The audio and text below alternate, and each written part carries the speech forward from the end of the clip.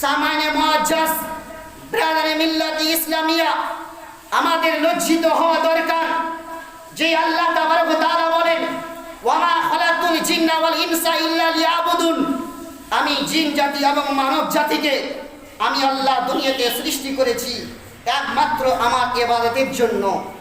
আমার ইবাদতের উদ্দেশ্যে আমি আল্লাহ তাবারক ওয়া তাআলা আমি মানব জিন জাতিকে সৃষ্টি করেছি। কিন্তু আমরা কোথায় মুসলমান? আজকে আমরা কোথায় অধঃপতনে নেমে গিয়েছি? আজ আমরা কোথায় আল্লাহর সংবিধানকে ছেড়ে দিয়ে আমরা কত নিম্ন স্তরে আমরা পৌঁছে গিয়েছি। একটা চতুষ্পদ জানোয়ারের মতো আমরা হতে পারলাম না। একটা চতুষ্পদ চার পায়া জানোয়ারের মতো আমরা তালিম হাসিল করতে পারলাম না। যেই হযরতে মুসা কালিমুল্লাহর হস্তের আশা মোবারক দ্বারায় পাথরের মধ্যে আঘাত করলে যেই পাথরে থেকে একটা চতুষ্পদ সবুজ আকারে রূপ ধারণ করে সেই চতুষ্পদ জন্তু বের হলে যাকে জিজ্ঞেস করলেন যে এই পশু তুমি এইখানে দীর্ঘদিন ধরে তুমি কি বা করছো, তোমার খাওয়ার কোথা থেকে আসছে? তো পশু না এটাই জবাব দিয়েছিল যে আমি আল্লাহর ভয়ে কম্পিত হয়ে আমি এই জন্য নিজের খাবার দিকে নিজের মুখকে ফেরাচ্ছি না, খাবার দিকে আমি এই জন্য অগ্রসর হচ্ছি না, খাওয়াতে আমি এই জন্য আমি সেই দিকে মুখ লাগাচ্ছি না। খেতে গিয়ে হয় না হয় আল্লাহর যদি হুকুম হয়ে যায় আর আমার যদি মৃত্যুবরণ হয়ে যায়, এই জন্য আমি আল্লাহর ভয়ে আমি খাওয়ারতে মুখ লাগাতাম না, খাবার খেতাম না। তাহলে একটা চতুষ্পদ জানোয়ার হয়ে এই দিকে বন জঙ্গলের মধ্যে শত শত কোটি কোটি আল্লাহর সেই পশু পাখিরা আল্লাহর তাসবিহ তাহলিলে জিকিরে মগ্ন। তাহলে আমরা সেই চতুষ্পদ, আমরা কি সেই জীব বন জঙ্গলের পশু পাখির তুলনাও নয়? আশ্চর্য মুসলমান, আজ আমাদের ভাবা দরকার। আজ আমাদের দুনিয়াদারির জন্য আল্লাহ তাবারক তাআলা আমাদেরকে দুনিয়াতে আমাদেরকে পাঠাননি, কিন্তু মাকাসিদ হলো আজ আপনি আমি দুনিয়ার বিশ্বের আর কেউ বা মানব হোক না কেন, প্রত্যেকটা মানুষের একটা মাকাসিদ থাকে, প্রত্যেকটা মানুষের একটা উদ্দেশ্য থাকে। এখন আপনারা ভুট্টো জমিনে ফসল বুনেছেন, আপনার আশা একটা উদ্দেশ্য নিশ্চয়ই প্রত্যেকটা মানুষের দিলের মধ্যে একটা মাকাসিদ আছে। প্রত্যেকটা মানুষের দিলের মধ্যে একটা অন্তরের মধ্যে একটা মাকসাদ আছে। মাকসাদ যদি না থাকে তাহলে সঠিক স্থানে মানুষ পৌঁছতে পারে না। মানুষের প্রত্যেকটা জিনিসে একটা টার্গেট নিতে হয়।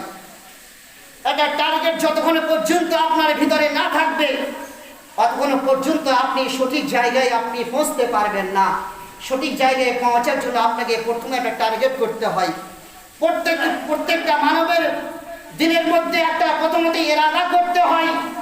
নবী পাক সাল্লাল্লাহু তাআলা আলাইহি সাল্লাম বলেন, হে বিশ্বের মানব জাতিরা, যদি কোনো বিশ্বের মানব জাতিরা যদি একটা কোনো ভালো কাজ করার জন্য যদি মনস্থ নেই, যদি একটা ভালো কাজ করার জন্য যদি উদ্দেশ্য নেই, একটা ভালো কাজ করার জন্য যদি কেউ আজকে নিয়ত করে 10 দিন পরে সেই আগামী 10 দিন পরে আমি সেই কাজটা করব, কিন্তু নবী পাক সাল্লাল্লাহু তাআলা আলাইহি সাল্লাম বলেন ভালো কাজ করার উদ্দেশ্য নিল, নিয়ত করলো।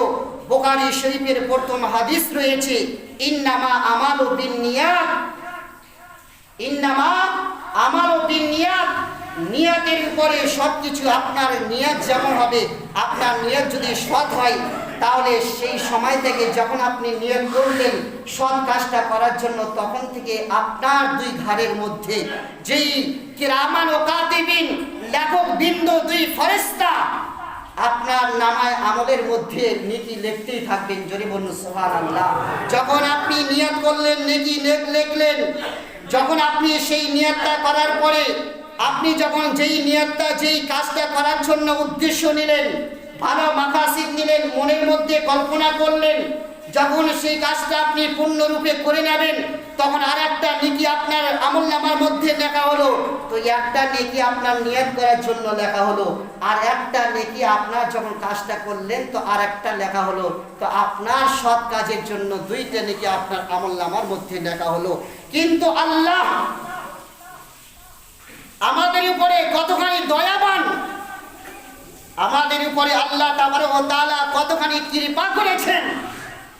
আল্লাহ বলেন, আমার কোনো মানব, আমার কোনো বান্দা বান্দিরা যদি গুনাহ করার জন্য আজকে যদি উদ্দেশ্য করে, নিয়ত করে যে আমি অমুক দিন অমুক কাজটা, একটা খারাপ কাজ করব, কিন্তু আল্লাহর কারিশমা দেখুন, আল্লাহর কুদরত দেখুন, আল্লাহ তাবারক ওয়া তাআলার নবীর উম্মতিদের উপরে আল্লাহ কেমন কৃপা করেছেন।